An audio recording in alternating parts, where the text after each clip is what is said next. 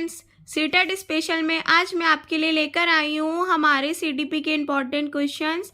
ये सभी questions important हैं क्योंकि ये प्रीवियस ईयर में आए हुए हैं और इनको करने से आपकी प्रैक्टिस अच्छी हो जाएगी। दूसरा, आपको ये भी पता चल जाएगा अभी आपको कितना आता है। चलिए स्टार्ट करते हैं। हमारा फर्स्ट क्वेश्चन है, निम्नलिखित में से कौन सा स्थूल कौशल के उपयोग का एक उदाहरण है? तो ऑप्शन ए सही हो जाएगा, एक पैर पर संतुलन करना। नेक्स्ट है हमारा, विकासात्मक परिवर्तन किसका परिणाम है?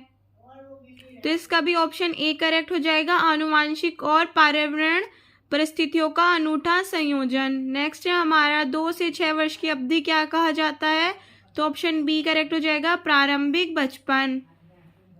नेक्स्ट है हमारा, शहरों में बच्चों का बहुत सारा खेल उन रियलिटी शो पर आधारित होता है जो वो देखते हैं। इन दिनों परिवार और साथियों के अलावा मीडिया बच्चों के सामाजिकरण का एक महत्वपूर्ण माध्यम बनता जा रहा है। ये कथन दिया गया है, ये इसका रीजन दिया गया है। बताइए दोनों सही हैं या नहीं? तो हमारा आंसर हो जाएगा ए और आर दोनों सही हैं और आर इसकी सही व्याख्या करता है। नेक्स्ट है हमारा, प्याजे द्वारा अधिगम को सुगम बनाने के लिए निम्नलिखित में से कौन से कारक महत्वपूर्ण माने जाते हैं? बताइए प्याजे द्वारा कौन कौन से कारण माने जाते हैं? तो ऑप्शन बी करेक्ट हो जाएगा, फर्स्ट, सेकंड और थर्ड। पुनर्बलन की बात जो करते हैं वो हमारे स्किनर करते हैं। नेक्स्ट है हमारा, किस स्तर पर बच्चों में अपने आसपास की दुनिया के बारे में एक जीववादी दृष्टिकोण होता है और वे मानते हैं कि पेड़ पौधों और चलते हुए बादलों, लुढ़कते हुए पत्थरों की मंशाएं और इरादे हो सकते हैं? बताइए कब वे सजीव को निर्जीव और सजीव में अंतर नहीं कर पाते हैं, वो कौन सी अवस्था होती है? तो ऑप्शन हमारा बी, पूर्व संक्रियात्मक अवस्था। नेक्स्ट है हमारा, किसके सिद्धांत में भाषा बच्चों के संज्ञानात्मक विकास में महत्वपूर्ण भूमिका निभाती है? बताइए। तो इसका आंसर हो जाएगा ए, लेव वाइगोत्स्की। वाइगोत्स्की के अनुसार बच्चे किस प्रकार सीखते हैं? तो बच्चे कैसे सीखते हैं? ऑप्शन बी सही हो जाएगा, साथियों से बातचीत करके। एक बाल केंद्रित कक्षा में बच्चे कैसे होते हैं?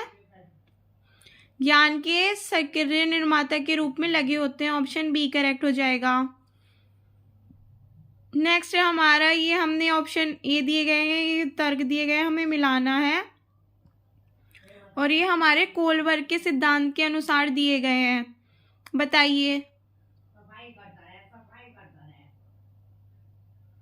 तो इसका आंसर हमारा करेक्ट हो जाएगा, ऑप्शन बी करेक्ट हो जाएगा। नेक्स्ट है हमारा, हार्वर्ड गार्डनर के सिद्धांत में बहुबुद्धि वाले वनस्पतियों और जीवों की विभिन्न प्रजातियों की सुंदरता को पहचान सकते हैं। बताइए कौन पहचान सकते हैं? देखिए हमारे जो हार्वर्ड गार्डनर है उन्होंने बहुबुद्धि सिद्धांत दिया है। उनके अनुसार 8 प्रकार की बुद्धि पाई जाती है, ठीक है, और सब में अलग अलग बुद्धि पाई जाती है। तो बताइए इस तरह की बुद्धि किस में पाई जाती है? तो ऑप्शन बी, प्रकृतिवादी में।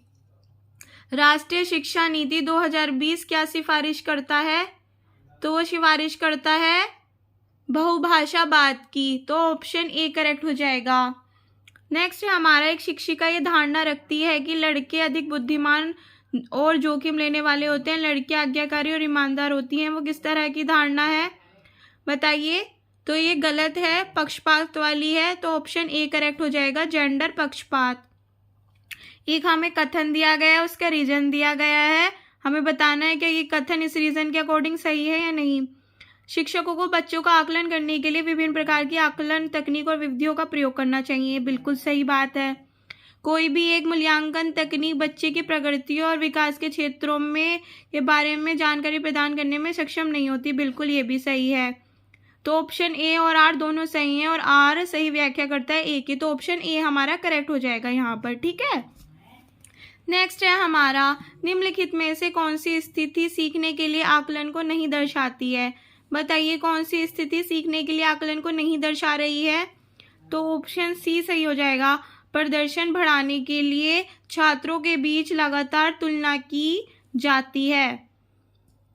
ठीक है, तो ये हमारी आकलन को नहीं दर्शा रही। तुलना करना बेसिकली गलत ही है। तो अगर आपका कोई ऐसा ऑप्शन है जहाँ तुलना कर रही हो रही हो तो वो ऑप्शन ना गलत में ही जाता है। ठीक है, उम्मीद करती हूँ वीडियो आपको गाइस पसंद आई होगी। अपनी प्रैक्टिस करते रहिए। मिलते हैं ऐसी नेक्स्ट वीडियो में। तब के लिए all the very best. Thank you और बाय बाय।